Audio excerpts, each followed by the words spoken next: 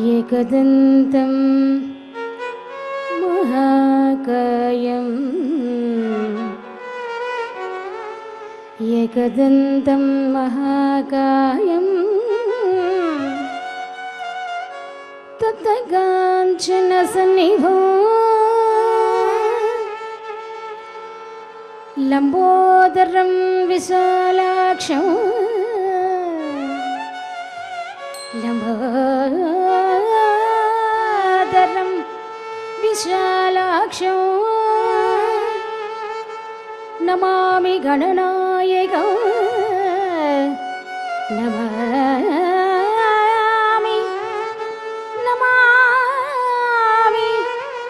गणनायकं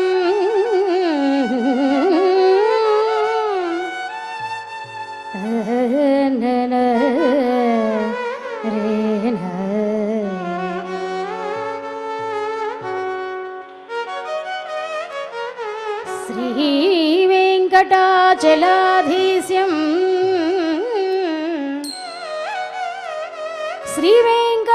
श्रीवेङ्कटाचलाधीशं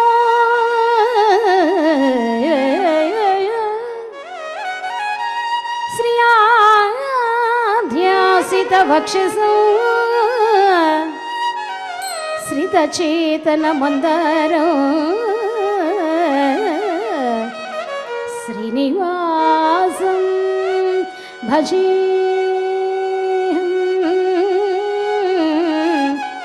श्रीनिवासं भजेऽहं श्रीनिवासं भजेऽहं मनोजवं मारुततुल्यवेगं जितेन्द्रियं बुद्धिमतां वरिष्ठं वातात्मजं वानरयूथमुख्यं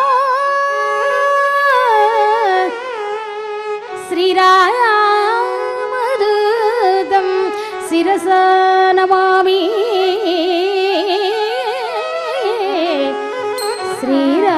श्रीरामदूतं शिरसा नमामि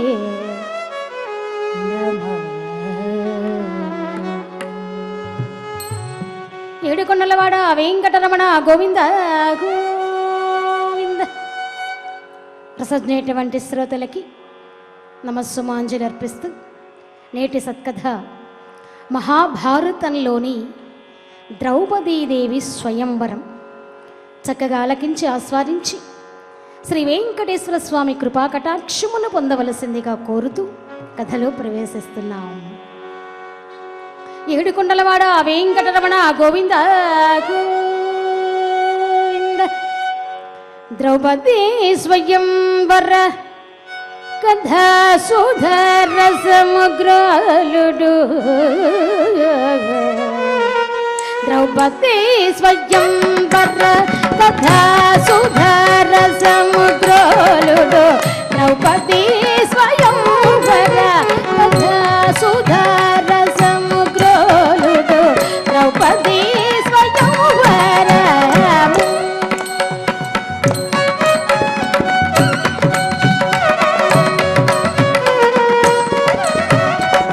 ప్రాపిత భవరోధాములు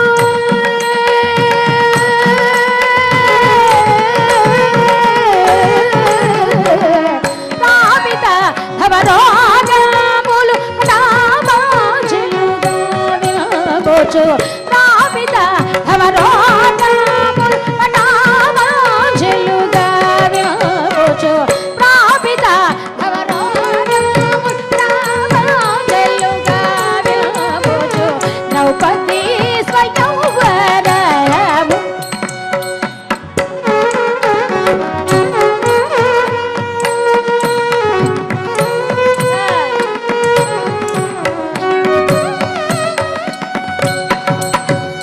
కలకాలము కష్టములుగా పురమొగచోనుండవు కలకాలము కష్టములుగా పురమొగచోనుండవు వెలయగ చీకటిపోయిన వెన్నెల వచ్చుట సహజము ద్రౌపదీ స్వయంవరము స్వయంవరము స్వయంవరము ప్రపంచంలోని అతి పెద్దదైనటువంటి ధార్మిక సంస్థ కలియుగ వైకుంఠమైనటువంటి పరమ పావన పుణ్యక్షేత్రం మన తిరుమల క్షేత్రం. అందులో వెంకటాద్రి సంస్థానం బ్రహ్మాండే నాస్తి కించన వెంకటేశో సమోదేవో న భూతో న భవిష్యతి.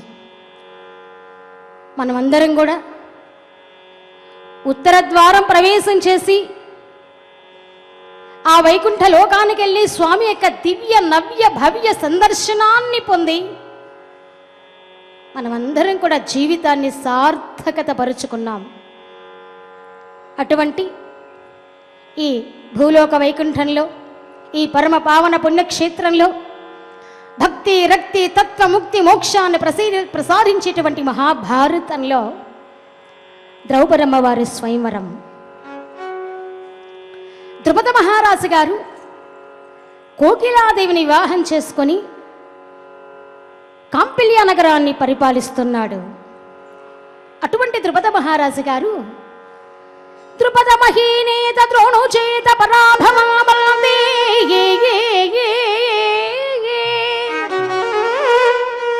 ద్రుపద మహీనేత ద్రోణు చేత పరాభవామల్దే కుంభ సంభవ వధపచాలతనయుని శక్రనందనకు దేవి కాదగిన పుత్రికను బడయ యజమునీంద్రుని యాచకత్వమున వరకోకిలాదేవి పత్నిగా పుత్రకామేష్టి సల్పగా కరవాల కోదండవర్మ కిరీటి ధారుడగుచూ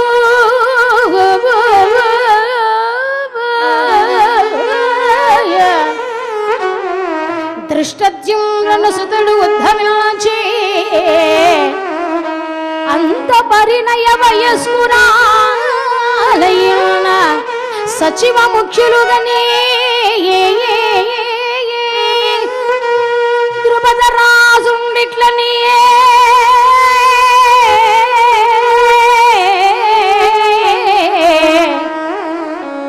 ద్రుపద మహారాజు గారు కోకిలాదేవి సహాయార్థంచి సంతాన భాగ్యము సంప్రాప్తించలేదు కాబట్టి యాచమునీంద్రుల వారి యొక్క ధైర్యంలో పుత్రకామేష్టి యాగాన్ని అత్యద్భుతంగా నిర్వర్తింపచేశాడు.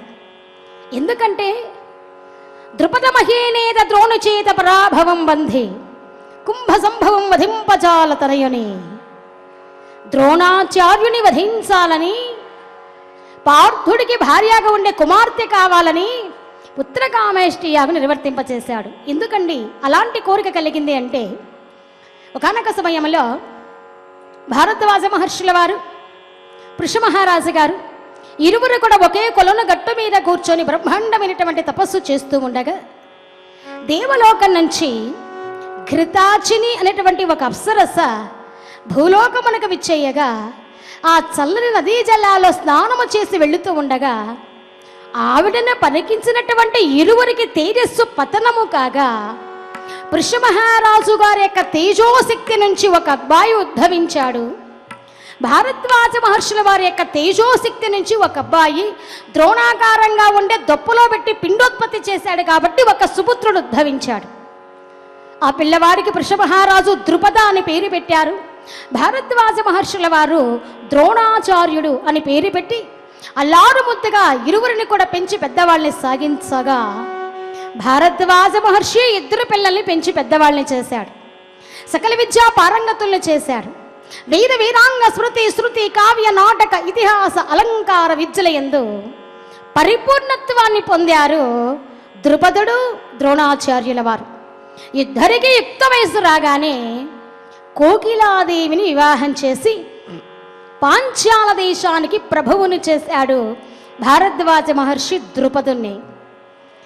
ఈ ద్రోణాచార్యుడేమో శరత్వంత మహాముని కుమార్తె అయినటువంటి కృపాచార్యుని సోదరీమణినటువంటి కృపే అనే అమ్మాయిని వివాహం చేసుకున్నారు. ఇరువురు బాల్యము నుంచి పెరిగి పెద్దవాళ్ళయ్యారు కాబట్టి బాల్య స్నేహితులయ్యారు.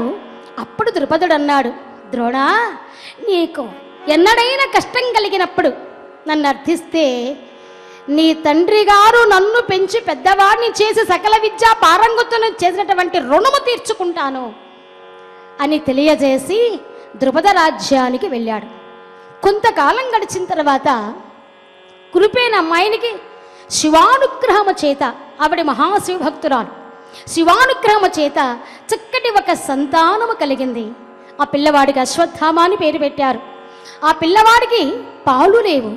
పాలిచ్చే గోవు కోసము చక్కగా ఆ ద్రోణాచార్యుల వారు ద్రుపదుని ఇంటికి వెళ్ళాడు.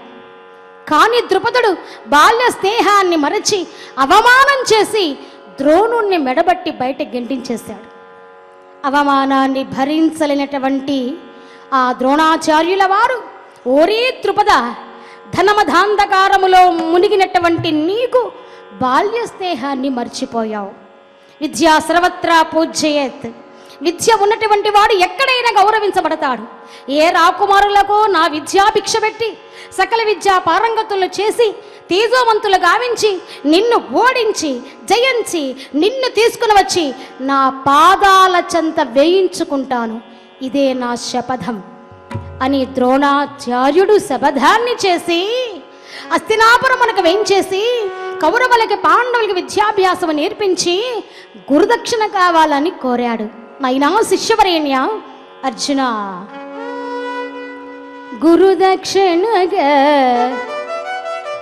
ద్రుపదు బంధించి, గురుదక్షిణగా ద్రుపదు బంధించి కొనిరాడియకు ప్రాణములతో నా కడకు. గురుదక్షిణగా ద్రుపదు బంధించి కొనిరాడియకు ప్రాణములతో నా కడకు. గురుదక్షిణగా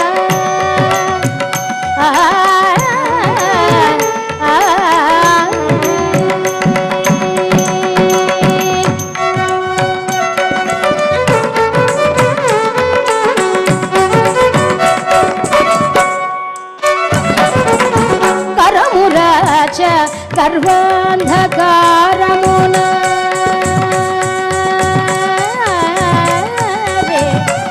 కరమురాజ గర్వాంధకారమున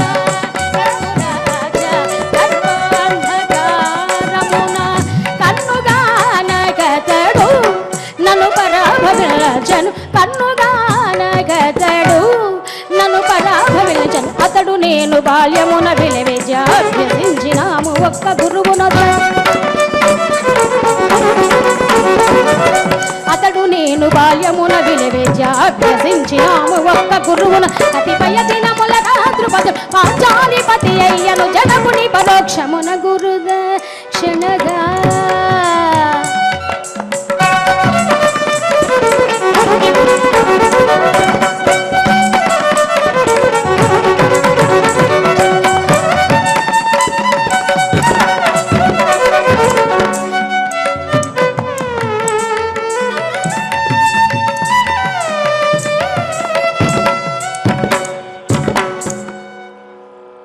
గురుదక్షిణగా నాకు ద్రుపదుని బంధించి తీసుకోరమ్మని కోరాడండి. ముందుగా కౌరవులు వెళ్ళారు. ద్రుపదుని ఓడించలేక అవమానం పడి నిలయానికి చేరారు. రెండవసారి పాండవ మధ్యముడు పార్థుడు వెళ్ళాడు. ద్రుపద రాజ్యాన్ని కొల్లగొట్టి వీరులందరినీ కూడా ఓడించి ద్రుపద మహారాజును జయించి కాళ్ళు చేతులు బంధించి తీసుకుని వచ్చి ద్రోణాచార్యుని పాదాల మీద పడవేశాడు. ఆ సమయంలో ద్రుపదుని పైకి లేపి, ఓరి ద్రుపద, పెదపారుడెవడో పెదరాజువడో ఇది వజ్జంబో మిపుడు. పెదపారుడెవడో పెదరాజువడో ఇది వజ్జంబో మిపుడు. సరిగా కన్ను దరచి పెదపారుడెవడో పెద్ద రాజౌవట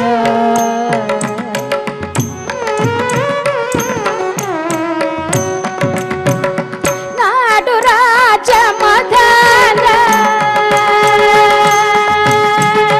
నాడు రాజమదన కారము వారవ నాడు రాజమదన కారము వారవ నేను నా శిశు చేత ఈగ జనమేయించిది నేను నా శిశు చేత ఈగ జనమేయించిది పేద పారుడెవడో పెద్ద రాజౌవటో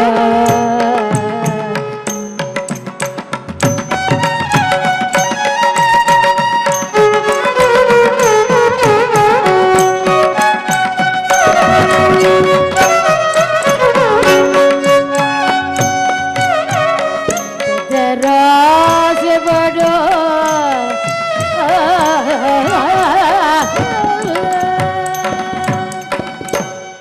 ఓరి ద్రుపద మహారాజా పేద బ్రాహ్మణుడెవడో పెద్ద రాజెవడో ఇప్పుడు కళ్ళు తెరచి చూడరా నీ అష్టైశ్వర్య భోగ భాగ్యాలంతా కూడా నా పాదాల చెంత ఉన్నావు నువ్వు సింగపు గద్దెపై నిలచి చల్లని కూతలు కూసినట్టే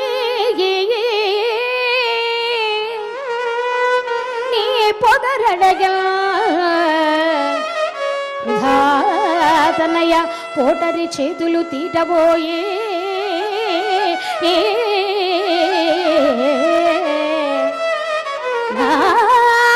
భంగపు పాటు తీరే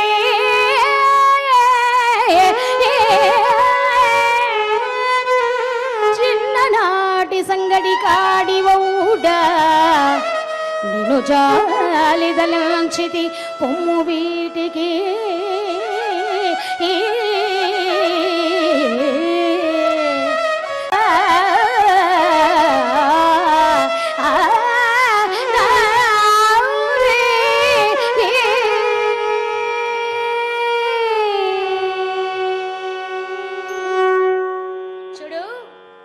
నువ్వు బాల్య స్నేహితుడివి కాబట్టి వదిలేస్తున్నా ఉత్తమ సాక్షణం కోపం మధ్యే ఘటికాద్భయం అధం అహోరాత్రస్య పాపిష్టి మరణాంతకం చిన్ననాటి స్నేహాన్ని నువ్వు మరిచి ధనమధాంతకారములో నన్ను అవమానం చేశాను కానీ ఇప్పుడు నేను ప్రాణము తీయవచ్చు కానీ తీయను బాల్య స్నేహితుడివి కాబట్టి వదిలేస్తున్నా భో అన్నాడు అప్పుడు ద్రుపద మహారాజు అవమానం పడ్డాడు అందుకని ద్రుపద మహారాజు పరాభవాన్ని పొంది ఏం చేశాడు ఒక ద్రోణాచార్యుల వారు ఇంత అవమానం చేశారు కాబట్టి ఎన్నడైనా ఎప్పుడైనా పుత్రకామేష్టి యాగంబు చేసైనా సరే ద్రోణుణ్ణి వధించేటువంటి కుమారుణ్ణి కనాలి పార్థుడికి భార్యగా ఉండే కుమార్తెను కనాలి అనుకున్నాడు ఎందుకంటే శిష్యుడి కదా ఒకవేళ ద్రోణాచార్యులను వధించినప్పుడు శిష్యుడు అడ్డొస్తాడేమో శిష్యుడు నా కల్లుడైతే నా పక్షాన ఉంటాడు కదా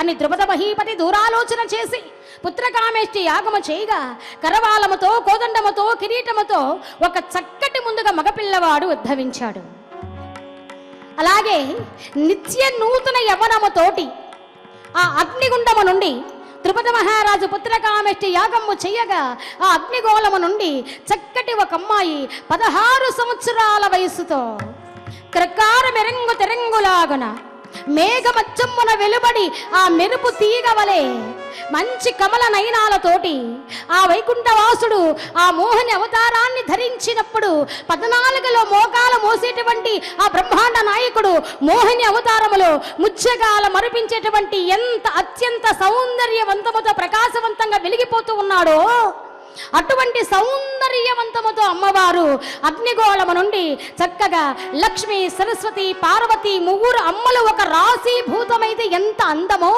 అంత అందముతో నల్ల కలువల సౌగంధ పరిమళాలతోటి ఒక శక్తి స్వరూపిణై ఆది పరాశక్తి లోకాలగటువంటి కాత్యాయిని స్వరూపమై పాండవులకు ప్రాణాధార శక్తి అయి కౌరవుల పాలిటి కాల మృత్యువై ధర్మ రక్షకురాలై అధర్మ శిక్షకురాలై సకల లోకాలకు సర్వశాస్త్రాలకు సర్వ జీవులకు ప్రాణాధార స్వరూపమై కురువంశ శ్రేష్ఠురాలై జ్యేష్ఠురాలై మహాతల్లి మన కథానాయకి అమ్మవారు అగ్నిగోళము నుండి ఉద్భవించే 16 సంవత్సరాల వయసుతో.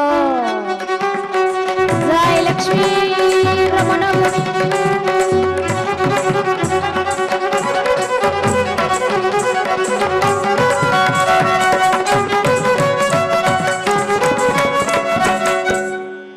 చక్కటి అమ్మవారు పుట్టగానే మహదానందముతో పొంగిపోయాడు ద్రుపద మహారాజు.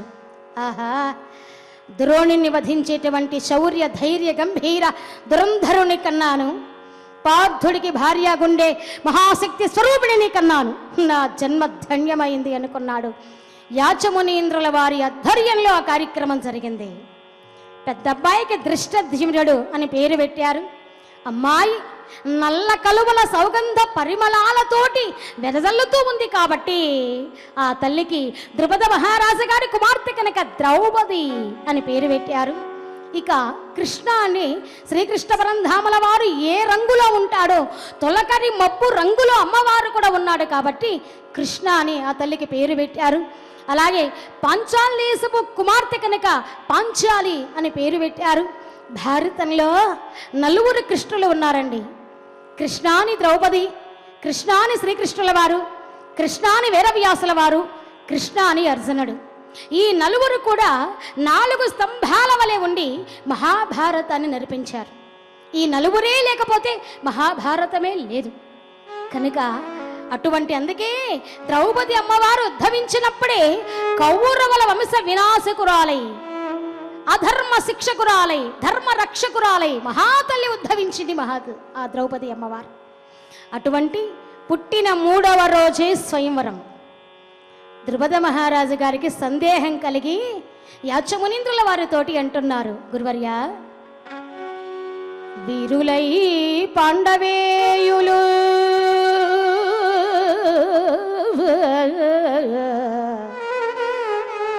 వీరులై పాండవేయులు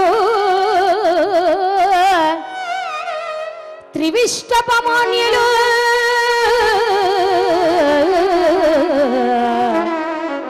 నాడు దగ్ధులైనారని లక్క ఎంట వినంబడులో కవదాంతి అందు దుర్వార పరాక్రమక్రముడు పార్థుడు వారి కొసంగగాని వారి జనేత్రిని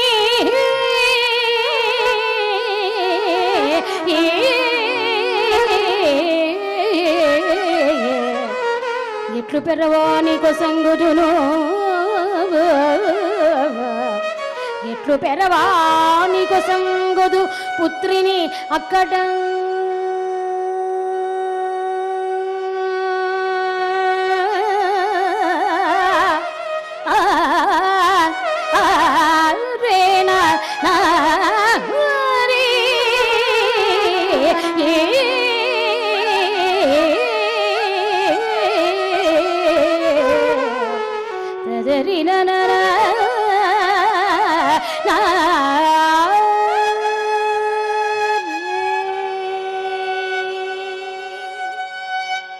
వీరులు పాండవులు గంభీరులు సముద్రము లాంటి ధీరోదాత్తలు అటువంటి పంచపాండవులు లాక్షాగ్రహములో దగ్ధులైనారని లోకమంతా కోడై కూస్తూ ఉంది గురువర్యా. అందులో పాండవమధ్యముడు పార్థుడు కూడా మరణించాడేమో భయమేస్తుంది. ద్రౌపది అమ్మవారు తండ్రి గారి వద్దకు వెళ్ళి తండ్రి గారికి నమస్కరించి, నాన్నగారు, పాండవులు అజేయులు, పాండవులకి మరణము లేదు, పాండవులు చాలా గొప్పవాళ్ళు, పాండవుల దైవాంశ సంభూతులు. చూడు, ఒక ఇంద్రుడే పంచ పాండవులుగా జన్మ తీసుకొని భూలోకమునకు విచ్చేశారు. అపాన ఉదాన వ్యాన సమాన ప్రాణముతో స్వర్గలక్ష్మియే భూలోకమునకు ధర్మ రక్షకురాలై నేను కూడా ఈ భూలోకమునకు విచ్చేశాను. పాండవులకు మరణము లేదు. సాక్షాత్ యమధర్మరాజు యొక్క అష్టభార్యల్లో ఆ ప్రభాసుడనేటువంటి వాడు భీష్ముడిగా జన్మించాడు. బృహస్పతి అంశతో ద్రోణాచార్యుల వారు జన్మించారు. హంసధ్వజుడు అనే గంధర్వుడి ధృతరాష్ట్ర మహారాజుగా జన్మించాడు. అలాగే మతి అనే దేవతయే గాంధారిగా జన్మ తీసుకుని భూలోకమునికి విచ్చేసింది. మృద్గణాంశతో పాండురాజు గారు ఉద్భవించారు. సిద్ధి బుద్ధి సమేత అంశతో కుంతిమాతృలు జన్మ తీసుకుని భూలోకమునికి విచ్చేశారు. కలి అనే శని అంశ ప్రభావము చేత 100 శక్తులుగా అధర్మవర్తకులై కౌరవులు ఉద్భవించారు. అలాగే ఆ స్వర్గాధిపతి ఇంద్రుడే పంచపాండవులుగా పంచేంద్రోపాఖ్యానం ఆధారంగా పంచపాండవులుగా ఉద్భవించారు. స్వర్గలక్ష్మియే నేను భూలోకమునకు ద్రౌపదిగా విచ్చేశాను. పాండవులకు మరణము లేదు, నాన్నగారు బ్రతికే ఉన్నారు అని అంటూ ఉండగానే యాచమునీంద్రుల వారు దివ్య దృష్టిలో చూసి ఆయన కూడా ద్రుపద మహారాజు గారికి తెలియచేశాడు. ద్రౌపదీదేవి స్వయంవరమని చాటించు. పాండవుల వీరులు కాబట్టి, క్షత్రియ జాతి కులస్తులు కాబట్టి తప్పకుండా స్వయంవరమునకు విచ్చేస్తారు. పాండవ మధ్యముడు కూడా స్వయంవరానికి వస్తాడు అనే కులగురువుల వారు చెప్పగా గురువుగారి ఆజ్ఞ శిరసావహించినటువంటి ద్రుపదరాజు గారు కుల మత వర్గ భేదములు లేకుండా ద్రౌపదీదేవి స్వయంవరమని నానా దేశములకు ఆహ్వానం పంపించాడు. అంగ వంగ కళింగ భంగాల కాశ్మీర కర్ణాటలాట మత్స్య సాల్వ విదేహ బైలిక దశార్ణ సురసేన కళింగ మగధ కొంకణ టెంకర గుచ్చర పర్భర ఆరాట మరాఠ కర్ణాటక సౌరాష్ట్ర మహారాష్ట్ర ఇటువంటి ఆ ఏకచక్ర పరమన అగ్రహారములో ఉన్న పాండవులకి అందరికీ ఆహ్వానాలు వెళ్ళాయి. పాండవులు ధర్మరాజు గారి ఆహ్వానము చూసి సందేహంతో ఉండే సమయంలో వేదవ్యాసుల వారు ప్రత్యక్షమయ్యాడు. జటాజూటాలతోటి రుద్రాక్షమలతోటి అపర కృష్ణుల్లాగా ప్రత్యక్షమయ్యాడు. తాతగారిని చూసి ప్రణామములు చేశారు. నాయనా ధర్మనందన, కలకాలము కష్టములు కాపురమొక చోనుండవు, వెలయగ చీకటి పోయిన వెన్నెల వచ్చుట సహజం. స్వయంవరానికి వెళ్ళాలా వద్దా అనే సందేహం, తప్పకుండా మీరు వెళ్ళాలి. కష్టాలు తీరి సుఖాలు కలిగేటువంటి శుభ సమయము నీకు ఆసన్నము కానున్నది, బయలుదేరండి అనగానే తాతగారు ఆశీర్వాదం తీసుకున్నారు. నాయన, గంగా తీరంలో సోమస్రవ తీర్థంలో ఉత్కచముని యొక్క ఆశ్రమంలో ధౌమ్యుడు ఉన్నాడు. క్షత్రియుల వెంబడి ఒక బ్రాహ్మడు ఉండాలి, మార్గ సూచకుడుగా విప్రోత్తముడు ఉండాలి. కనుక ఆ బ్రాహ్మణుని సహాయంగా తీసుకెళ్ళండి. చిత్తము తాతయ్య అని పాండవులందరూ తాతగారి పాదములకు ప్రణామములు చేసి ఆయన ఆశీర్వాదమును పొంది దైవనామ ధ్యాన గాన వైభవోపేతంగా పాండవులు చక్కగా తాతగారి ఆజ్ఞ తీసుకొని అగ్రహారము నుండి పాంచాల దేశమునకు వెళుతున్నారండి. ఏ విధంగా ఏదిరా మురళి రవళే వసుదేవసుతం దేవం కంసచాణూర మర్దనాయ దేవకీ పరమానందం కృష్ణ కృష్ణ వందే కృష్ణ వందే జగద్గురు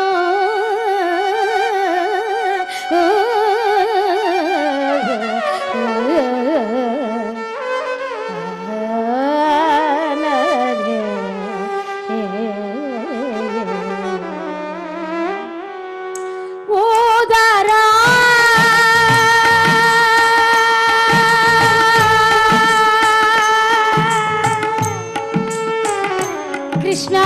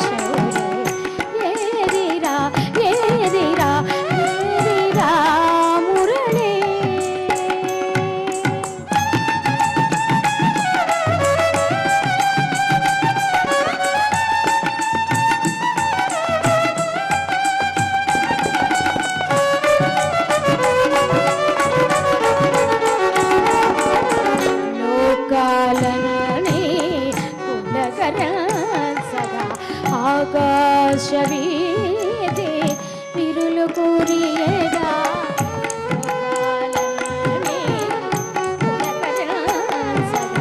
ఆకాశ వీధి విరులు కూరియగా ఓంకార జలధి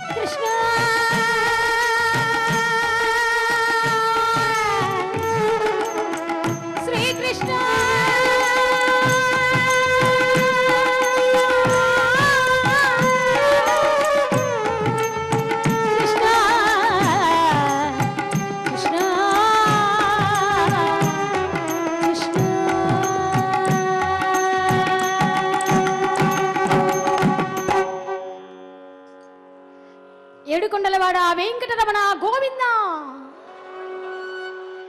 చక్కగా దైవనామ ధ్యాన గాన వైభవోపేతంగా మాధవ నామంతో మార్గాయాసాన్ని మరచిపోయి చక్కగా వెళుతున్నారు పాండవులు. గంగా తీరమునకు చేరుకున్నారు. గంగా నదిలో స్నానం చేస్తున్నారు. పృథు గంగాభితరంగ శీకర సమాద్రీభూత భస్వజ్జట పృథు గంగాభితరంగ శీకర సమాద్రీభూత భస్వజ్జట విరితామోర్హ వైరి మండలి సురోర్వీజాత సునావళి సరసత్కుండల నిర్చరాలసిత శశ్వద్వైభవాఖండల విశ్వనాథ విశ్వనాథ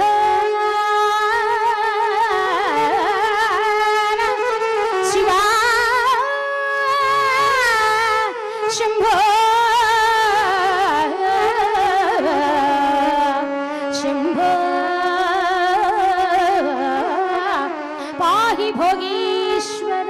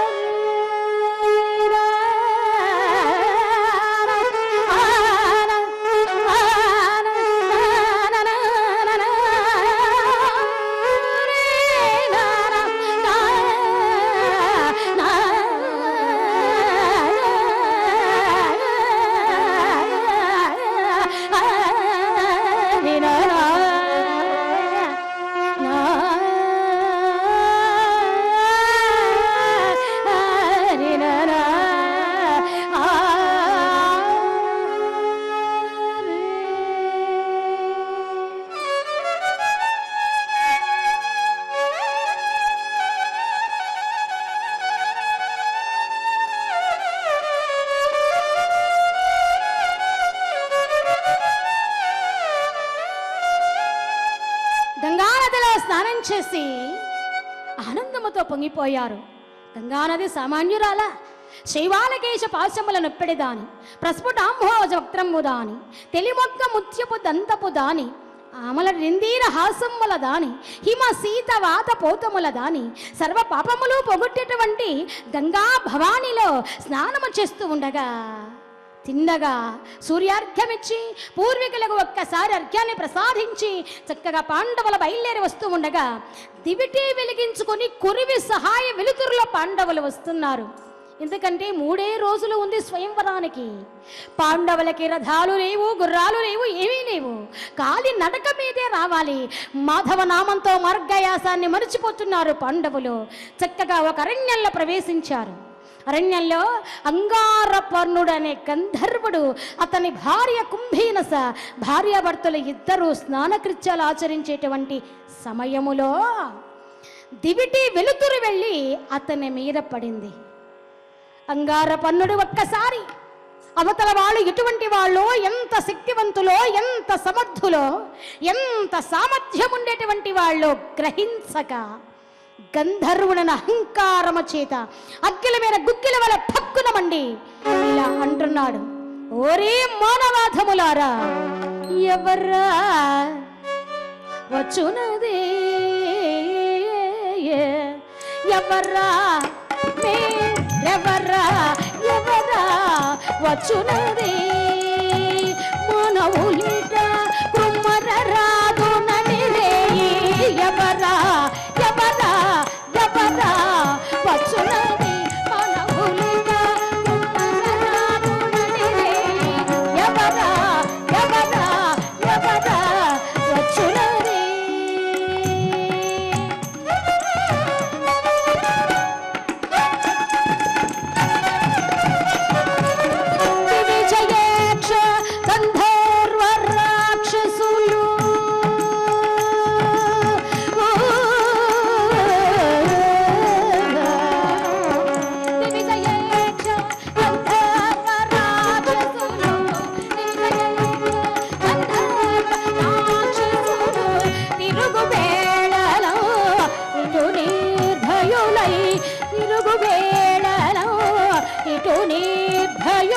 చౌరముండి వనములు గంగ తీరముడు నాయవియేగావున,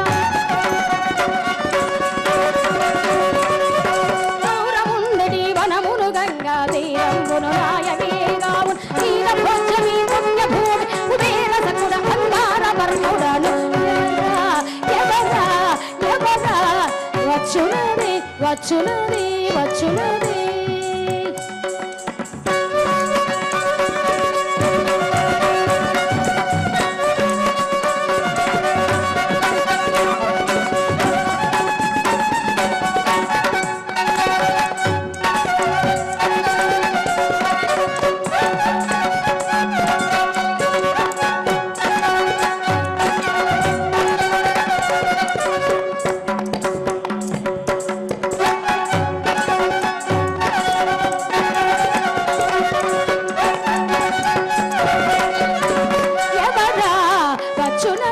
వచ్చునది వచ్చునది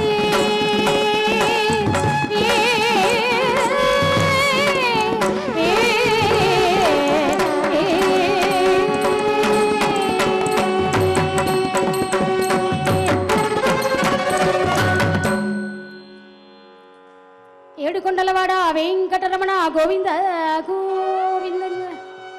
అద్భుతంగా వాయించేటువంటి విద్వాన్మూర్తులు వైలంపై గిరినాథ్ రెడ్డి గారు, తబలాపై నటరాజు గారు, అలాగే కంజిరాపై కాణిపాకం నరసింహులు గారు, శృతిపై రమణ గారు, ముగ్గురికి నమస్సుమాంజలు అర్పిస్తూ చక్కగా అంగారపర్ణుడు అహంకారపూరితుండై ఎవరా వస్తున్నటువంటి ధీరులు అహంకారముతో విర్రవీగాడు అంగారపర్ణుడు. ధర్మరాజు గారు విన్నారా పలుకులు, ఏమిరా అహంకారముతో మాట్లాడుతున్నావా? నదులు గాని, గుడులు గాని, బడులు గాని, సార్వజనీనములు గాని, నదులు గాని, సముద్రములు గాని, పుణ్యక్షేత్రములు గాని, పుణ్యతీర్థాలు గాని సర్వమానవులకి సమాన హక్కు. అడవి గాని, కొలంలు గాని నీ బాబు సొమ్ము అనుకుంటున్నావా? ఎవరవు నీవు అని అంటూ ఉండగానే అంగారపర్ణుడు అన్నాడు, అర్ధరాత్రి నడయాడు ఎంత వారలనైనా నిగ్రహాంతుమేమో, ప్రాణముల మీరాశ ఉన్న పుండవలెగనినా అనియ భయవర్జితుండగు అర్జునుండిట్లు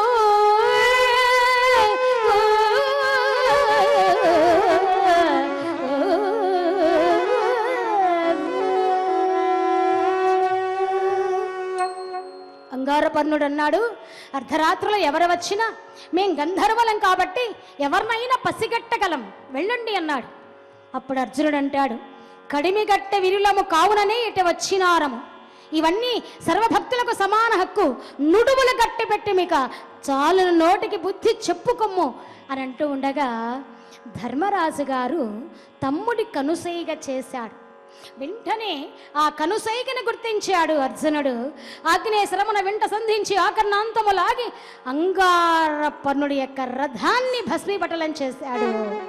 అంగారపర్ణుని మూర్ఛబడగొట్టాడు. వెంటనే అతని భార్య కుంభేనస వడివడిగా గట్టు మీదకొచ్చి పుట్టమ్ము ధరించి ధర్మరాజు గారి పాదమ్ముల పట్టి శరణంటి వేడుకుంటూ ఉన్నది. ఓ పుణ్యాత్ములారా, శరణు శరణు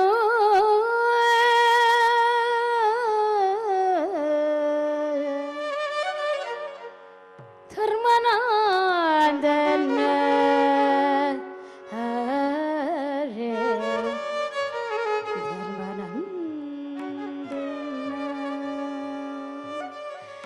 ధర్మరాజు గారి పాదముల పట్టి శరణంటూ వేడుకుంటూ ఉంది కుంభీనస.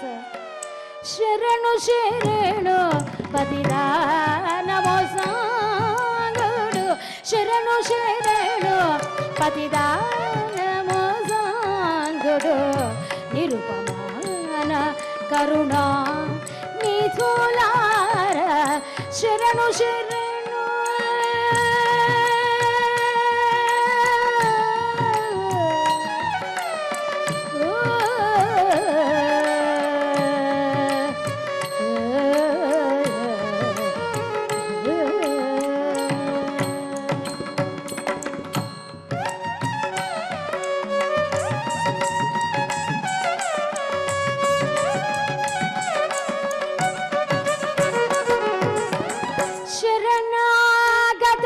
రక్షణమునగానను కలదే ధర్మము ఇహ పరలో. శరణాగత రక్షణమునగానను కలదే ధర్మము ఇహ పరలో. పిన్న పెద్ద తారతమ్య మెరుగక తెల్లదత్తి మేమే మోయనే.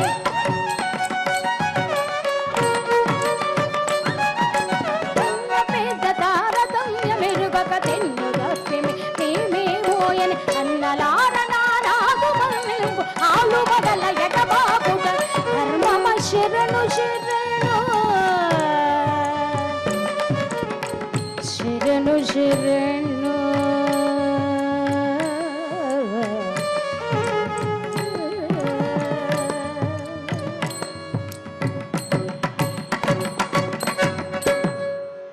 ఒక్కసారి కుంభీనస ధర్మరాజు గారి యొక్క చరణములు బట్టి, ఓ మహానుభావ, ఓ పుణ్యాత్ములారా, మీ బల పరాక్రమాలు తెలియకుండా, మీ శౌర్య పరాక్రమాలు గుర్తించకుండా నానాథుడు అనరాని మాటలు మాట్లాడినాడు. తిన్ను తప్పి మేమేమోయనే అన్నలార నా నాథు మన్నింపు ఆలుమగల ఎడబాపుట ధర్మమే.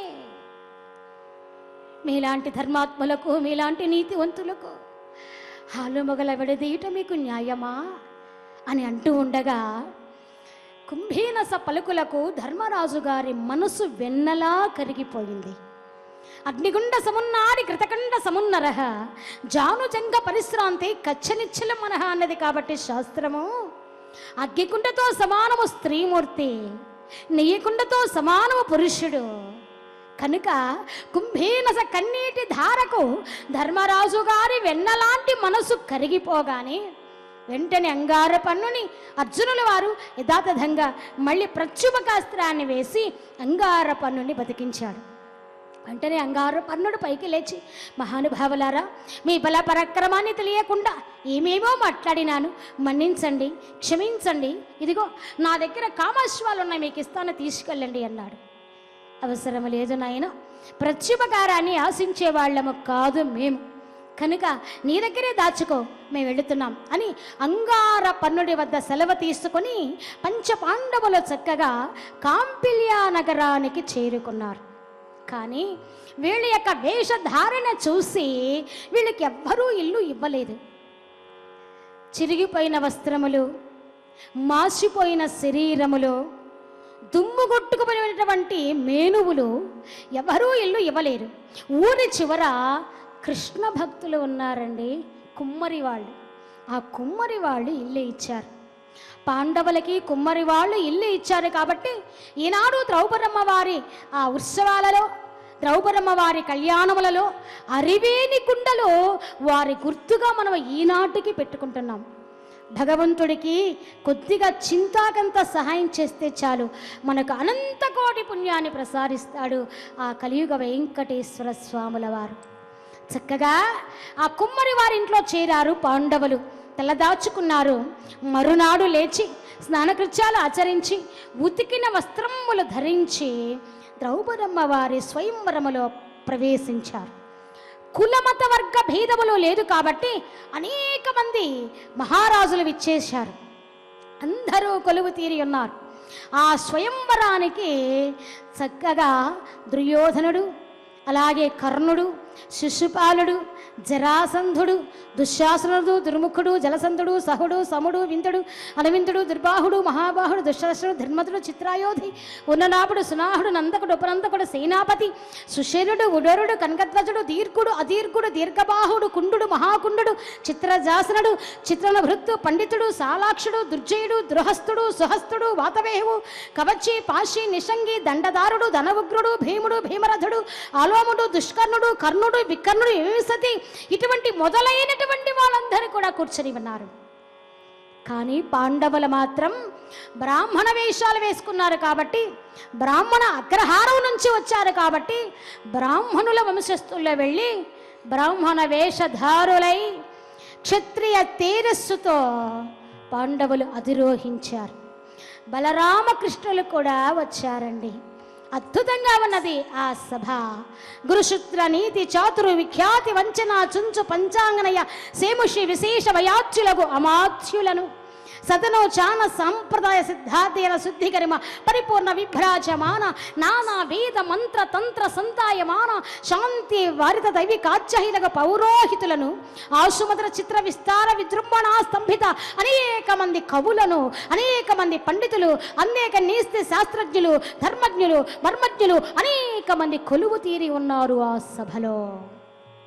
అటువంటి సభలోకి చక్కగా బలరామకృష్ణుడు సహితుడై వాళ్ళు కూడా వెళ్ళి యాదవుల వంశములో కూర్చున్నారు.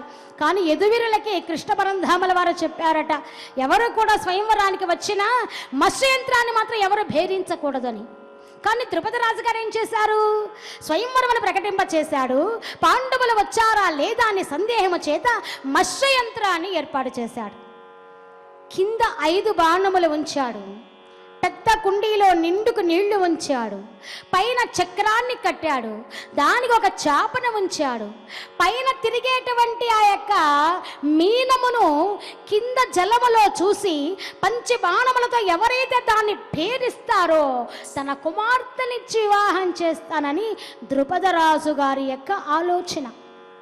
శ్రీకృష్ణ పరంధాముల వారికి అష్టభార్యల్లో మిత్ర అనేటువంటి ఒక భార్య ఆ పరమాత్మ మత్స్యయంత్రాన్ని కొట్టి ఆమెను వివాహం చేసుకున్నాడు. మత్స్యయంత్రాన్ని భేదించాలంటే ఒక నరనారాయణులు కృష్ణార్జునులకే సాధ్యం, ఇంకెవరికి సాధ్యము కాదు. అది అసాధ్యం. సుసాధ్యం చేయడానికి, సుసాధ్యం చేయించడానికి సుదర్శన చక్రమూర్తి ఆ యొక్క సభలో కొలువు తీరి ఆయన కూడా వచ్చాడు. పాండవులు ఏమైనా వస్తారేమో చూద్దామనుకుని కొలువు తీరి ఉన్నారు పాండవులు కూడా. చక్కగా మత్స్యయంత్రాన్ని ఏర్పాటు చేసి సభను ఉద్దేశించి ద్రౌపదీదేవి అవనతాంగి అయి తన్వి శ్యామ శిఖరదర్శన పక్వ బింబాధరోష్టి మధ్య క్షామ చకిత హరిప్రేక్షణి నిమ్ననాభి శ్రోణి భారతలసగమన స్తోకనాస్తనాభ్యాం యాతత్రాస్తి యువతి విషయ సృష్టి రాజ్యేవ ధాతు అన్నట్లుగా ద్రౌపది అమ్మవారు కూడా తండ్రి గారు వెంబడి విచ్చేసి స్వయంవర సభారంగంలో పువ్వుల మాల, చేత ధరించి అవనతాంగి అయి తండ్రి గారి ప్రక్కన నిలబడి ఉన్నటువంటి అమ్మవారి స్వరూపంలా ఉన్నది ద్రౌపదీదేవి. సభలో ప్రవేశించి ద్రుపద మహీపతి అంటారు. మహీపతులారా, సామంతులారా, వీరులారా, ఈ యంత్రము తెగనేయు విల్కాని కిల్లాలగున పట్టే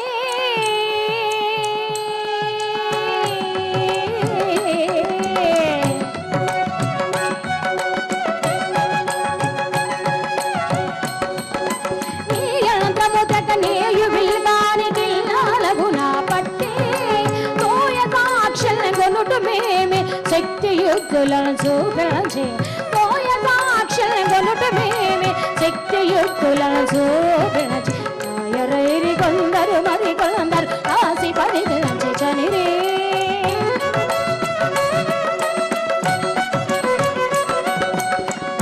రైరి కొందరు మరి కొందరు దాసి పరిగణించి చనిరే తోయగ భవాదులకు నేనే అది దుస్తరమనివా కొనిరే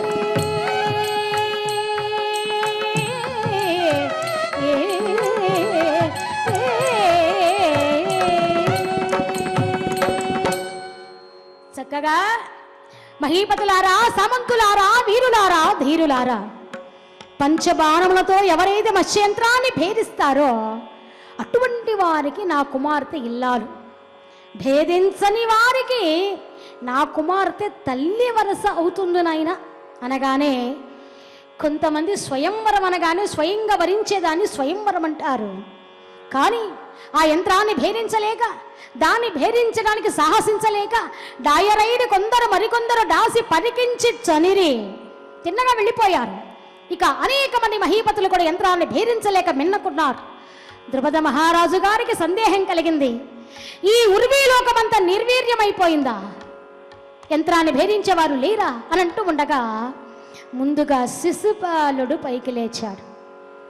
శిశుపాలుడు పైకి లేచి 4 బాణములు వెంట సంధించి ఒక్కసారి వేసేశాడు. తిన్నగా ఒక గోధుమ గింజ అంత తేడాలో గురి తప్పింది. ఆ తర్వాత జరాసంధుడు పైకి లేచాడు, చక్కగా ఆ బాణాన్ని వేశాడు. జరాసంధుడి యొక్క పంచమ బాణము కేవలము ఒక మినపగింజ అంత తేడాలో గురి తప్పింది. అలాగే ఇక ఉన్నటువంటి దుర్యోధన మహారాజు గారు పైకి లేచారు, తాను కూడా ఒక బాణాన్ని వేశాడు, చక్కగా ఒక బియ్యపు గింజ అంత తేడాలో గురి తప్పింది. ఆఖరికి కర్ణుడు పైకి లేచాడండి. కర్ణుడు పైకి లేచి యంత్రాన్ని భేదించేటువంటి సమయానికి చక్కగా సమయంలో ద్రౌపదమ్మ వారు అన్నారు, నాహం వరామి సూతం, సూతకుల సంజాతుడు మత్స్యయంత్రాన్ని భేదించిన నేను వివాహం చేసుకోను అని మనసులో సంకల్పించింది ద్రౌపది అమ్మవారు. కానీ కర్ణుడి మీద మనసుంది అని చెబుతారు. భారతంలో ఆ రహస్యము లేదు, వివాహం చేసుకోను అన్నది. ఆ సమయంలో ఆ కర్ణుడు అంటాడు, నేను నీ కోసం రాలేదు, రారాజు గారి కోసం వచ్చాను. ఒకవేళ యంత్రాన్ని భేదించినా కూడా నేను చక్కగా రారాజు గారికి ఇస్తా కానీ స్వీకరించను అన్నాడు. ఇక ఆ తర్వాత వెంటనే కర్ణుడు సభలో ఉన్నటువంటి వారందరూ కూడా అవమానం పడ్డారు. అనంతరము ఆ కర్ణుడు వేసినటువంటి పంచమ బాణానికి సభలో శ్రీకృష్ణ పరమాత్మ అభయహస్తాన్ని చూపించాడు. కేవలం ఒక్క నూలు పోగంత తేడాలో గురి తప్పిపోయింది.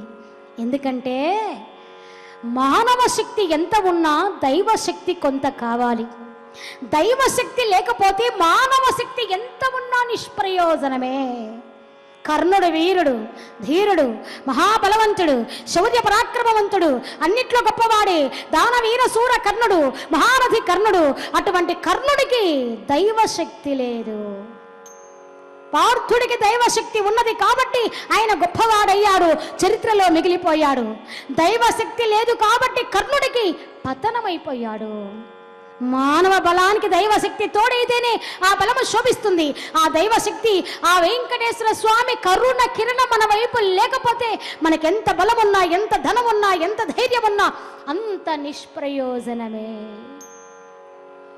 చక్కగా ఒకసారి అటువంటి కర్ణుడు 5వ బాణము నూలు పోగంత తేడాలో గురి తప్పి అవమానం పడి సిగ్గుపడి శిరస్సు ఉంచి వెళ్ళి కూర్చున్నాడు. సభలో ఉన్నటువంటి రాజులంతా అనుకున్నారు, దుర్యోధనుడు, జరాసంధుడు, శిశుపాలుడు ఇలాంటి వీరులే భేదించలేదే, ఇక మనము ఏ పాటి అని మిన్నకున్నారు. ఇక ఎవరు భేదించేవారు లేరా అని అంటూ ఉండగా బ్రాహ్మణోత్తుల మధ్యలో నుండి పార్థుడు పైకి లేచాడు. తిన్నగా ఆ యంత్రాన్ని సమీపించాడు. శ్రీకృష్ణ పరంధామల వారు చూసావన్నయ్య బలరామన్నయ్య, ఆ వెళ్ళేటువంటి వాడు మన అర్జునుడు. పుల్లాంబుజములు నేలు కన్నుగవ మోకాల మీదికి జారు కేలుగవ పల్లవారు నా ధర్మతి విశాల వక్షస్థల మల్లదే పోల్చి చూడుమా అని అంటూ ఉండగా పరమాత్మ వైపు చూశాడు అర్జునుడు. పరమాత్మ ఒక్కసారి అలా ఆశీర్వదించాడు. పరమాత్మ ఆశీర్వాదం తీసుకొని వెళుతూ ఉన్నాడు. అవనీసురుడు వీణ యంత్రమేయ సాహసించినందులకే వగించినారు. రంగమధ్యము నిలువంబడి ధనువు కన్నారు వీక్షింపగా నభినారు. తగు పూర్వ పరిజతంబగు బోలే చాపము మోపెట్ట నిర్ఘాంత పోయినారు. రెప్పపాటున వేటు దప్పక లక్ష్యము గొట్ట ముక్కున వేలు పెట్టినారు. ఒక్కసారి పార్థుడు అలా వెళ్ళగానే ఆ యంత్రాన్ని తీసుకుని పరమాత్మకు నమస్కరించి అమ్మా నాన్న ధ్యానించి ఒక్క బాణాన్ని అలా వేసి కొట్టగానే మత్స్యము ఎగిరి కింద పడిపోయింది. వెంటనే ద్రౌపదమ్మ వారు వడివడిగా విచ్చేసి పార్థుని యొక్క మెడలో పూలమాల అలంకరణ చేసే జాయిందిరా రమణ గోవింద, లక్ష్మీ రమణ గోవింద, ఏడు కొండలవాడ వెంకటరమణ గోవింద. అలా స్వయంవరం జరిగింది. అందరూ కూడా సంతోషించి ఇంతటి స్వయంవరాన్ని జరిపించేటువంటి శ్రీకృష్ణ పరంధామల వారికి ఈ విధంగా మంగళహారతులు ఇచ్చారు. శ్రీ శ్రీనివాస గోవింద, శ్రీ వెంకటేశ గోవింద, పవమాన సుతుడు